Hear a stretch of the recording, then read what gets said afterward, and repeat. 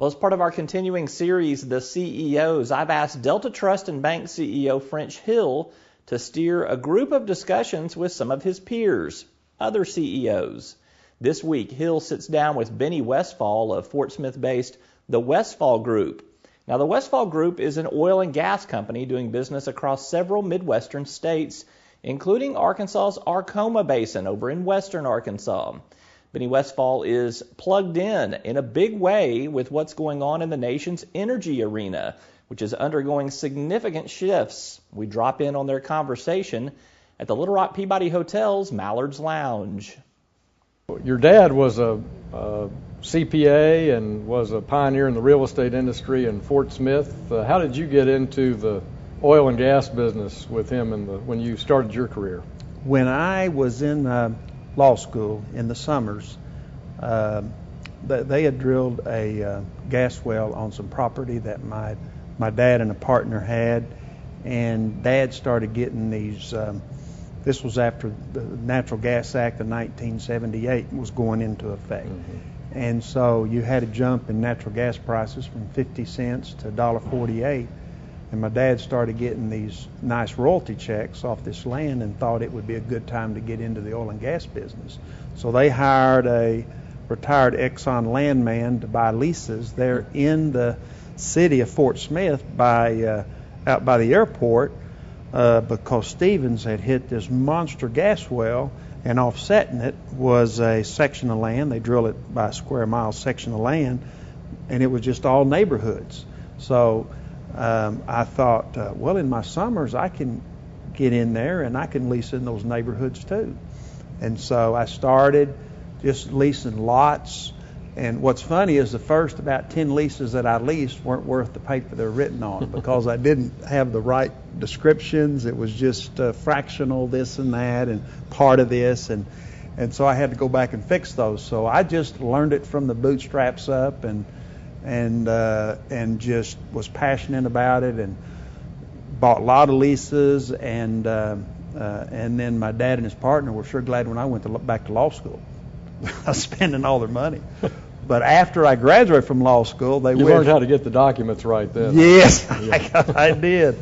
But and what I would do, what was so cool, is I would follow around Texas Oil and Gas, just sort of ride their coattail. And units that they were leasing, I'd go in and just get a small piece and then just back away. And I had a friend in Ozark that was a public accountant, and he did tax returns for about 2,000 farmers in the Ozark area, in Johnson County, Russellville, even over in Crawford and Sebastian County, which is right in the heart of the Arkoma Basin. And he put the word out, whatever offers they would get from whether it was Stevens or Texas Oil and Gas or Diamond Shamrock or Exxon, that we'd top their leases by just a little bit.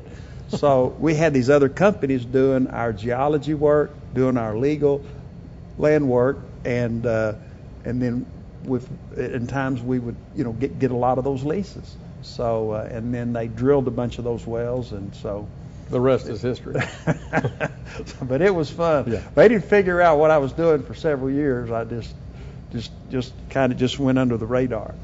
Well, the biggest change, it seems like, just in the last 5 years, we've of course learned all about shale drilling, and we've heard the terms fracking and horizontal drilling.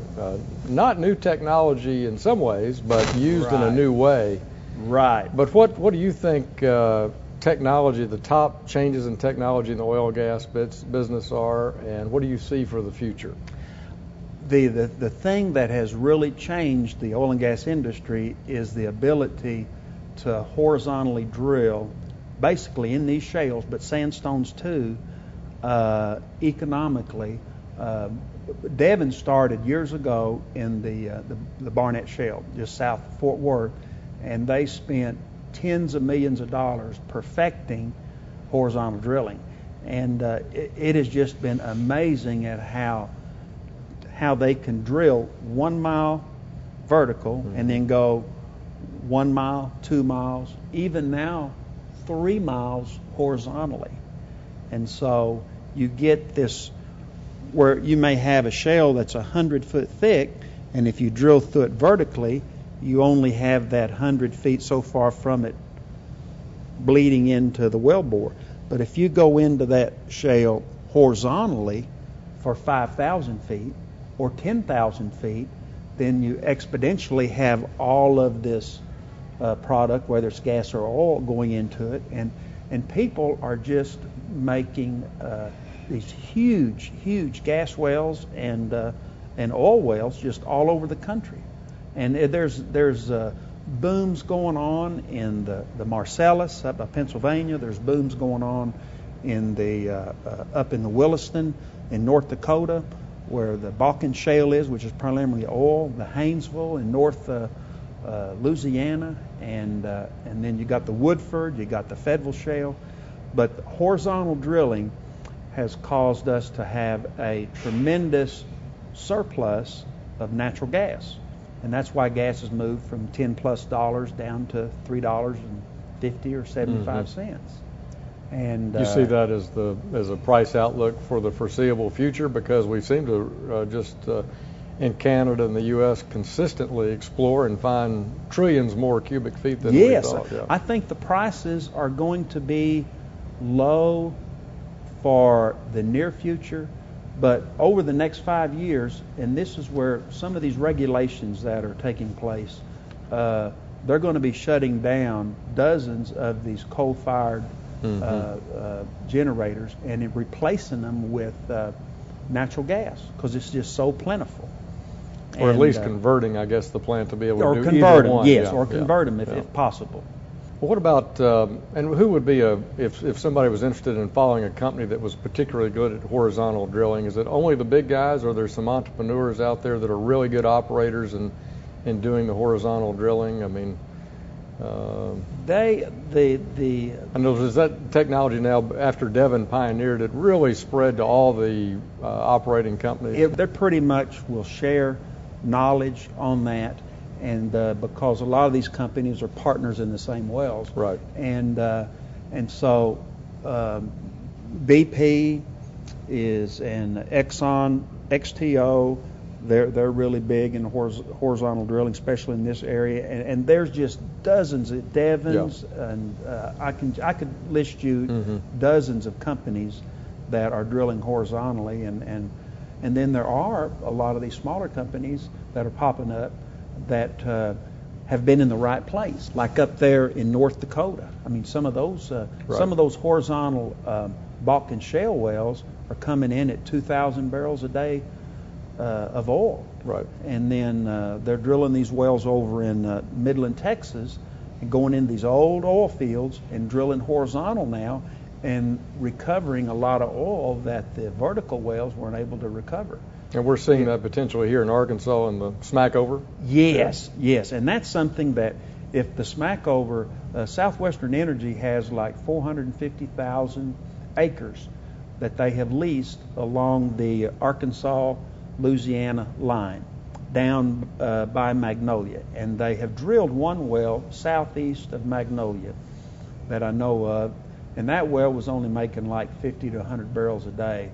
But they're learning, because I mean each formation is different. Right. And those wells there are costing about $10 million each to drill, but they can get that cost down to like $7. The extra $3 million, because they're doing their studies, they're coring it, and they're doing all this extra stuff to learn and to get samples of the rock, so that they know when they frack it what materials to frack it with that react positively to the rock and enhance the flow rates. Right.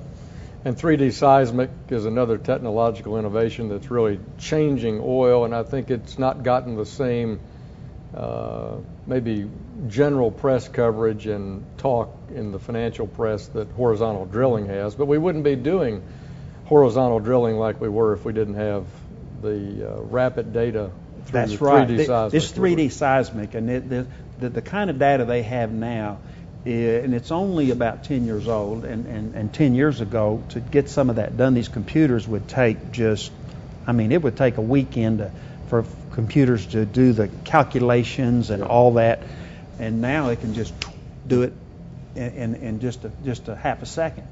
And what they're doing is, with 3D, you have these shot points that are like 100 feet apart, and it's just a grid, and you get triangulation. So you can hit. You have a target here. Say you have an 80-acre target, and 80 acres of 40 feet of oil can hold 1 million barrels of oil. Half to 1 million barrels of oil. But now with 3D seismic, they can hit that right on the nose, and then it'll match up with.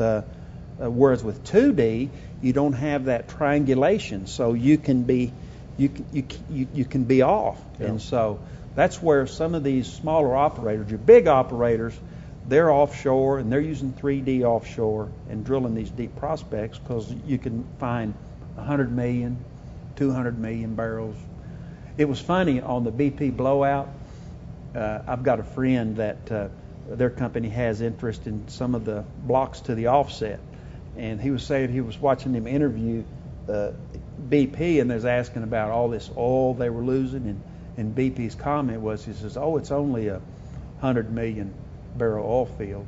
So for the big boys, that sounds small, but for us smaller independents going after these 80-acre, 200-acre traps that you can hit, the 3D has allowed a lot more oil to be recovered in our country, and the horizontal drilling.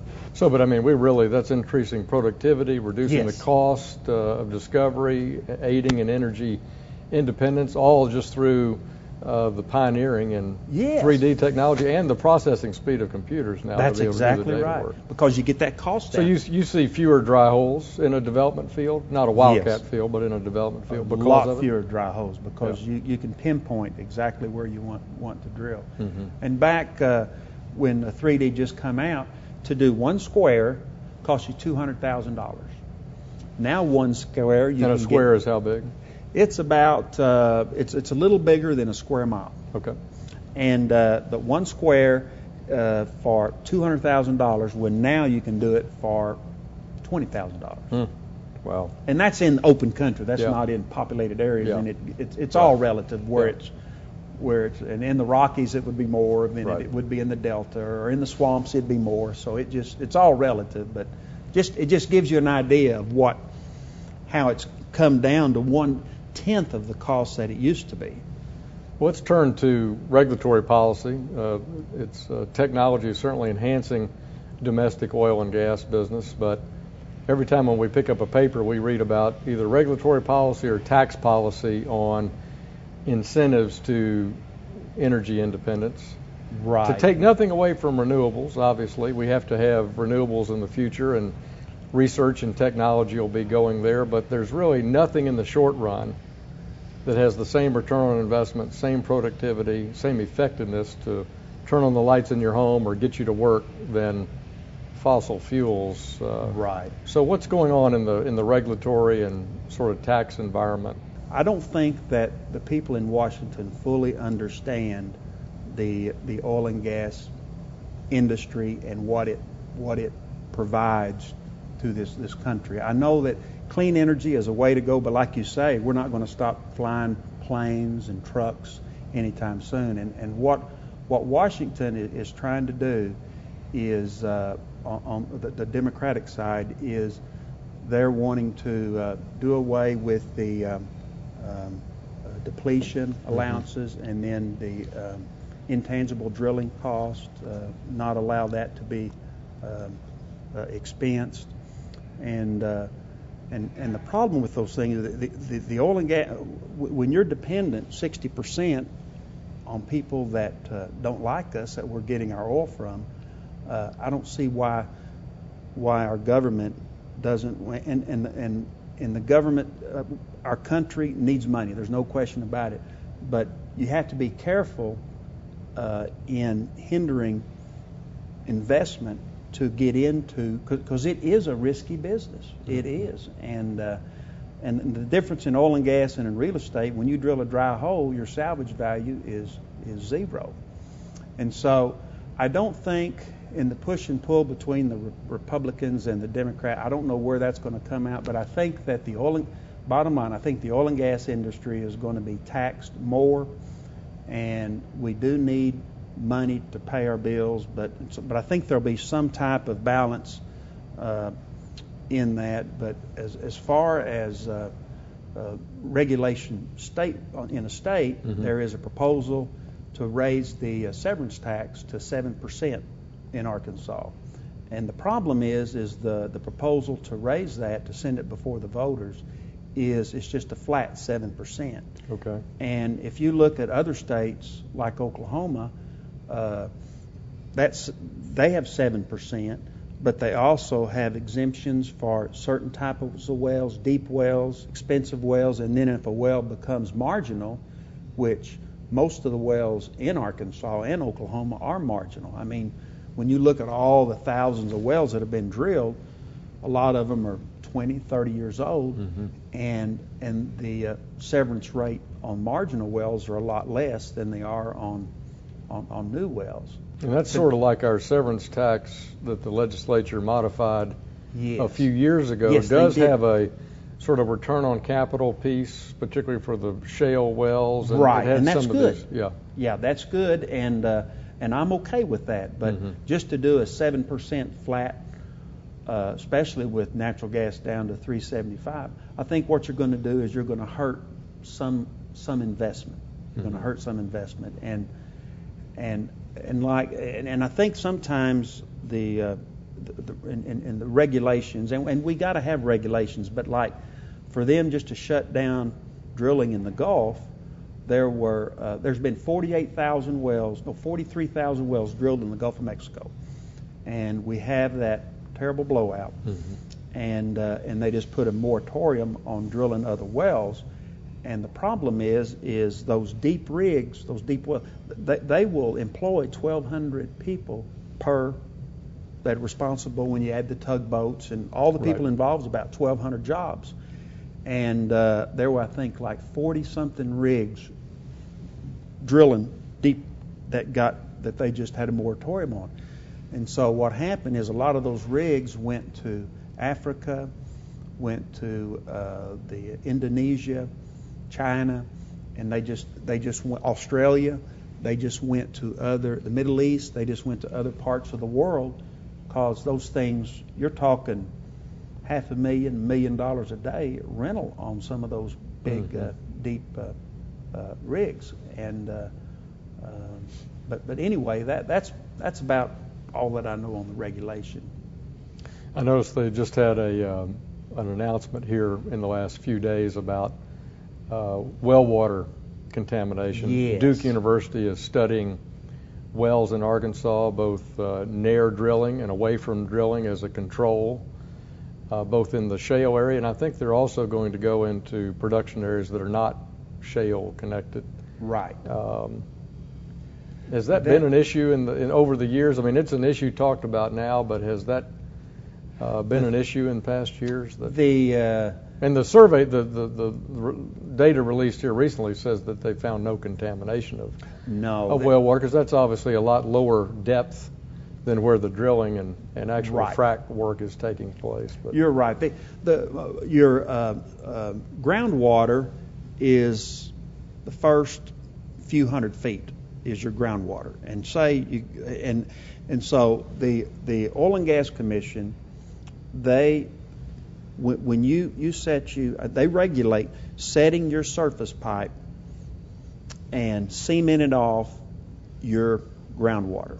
So so you're cemented off, so you can't have any contamination. You're just that's cemented off, and then when you then down where they're doing the fracking is a mile, can be from 3/4 to 2 miles deep, and it's just humanly impossible for you to contaminate the fresh water. So surface problems would come from wastewater disposal, potentially. Yes. Certainly. But that wouldn't necessarily, in theory, that could be a source of well water contamination. Right. And that is, because when they frack one of these wells, I mean, it'll use 1 million gallons of water, and you've got to get rid of that water. And what they can do is what they've been doing is they just re-inject that into some of these saltwater disposable, where there's reservoirs down 1 mile, 2 miles deep, and just pumping back that water from the salt water that's produced from the wells. And so there is way, and there's these companies that treat it, and that is an issue. And with so much activity going on, that does cause problems with the roads, and it does because they've got to transport it to Oklahoma. I think right, we have very few disposal wells in Arkansas. Right, and they're even taking it to Louisiana. So there is a problem there, but it is being addressed, and the Oil and Gas Commission has hired extra people to address those problems.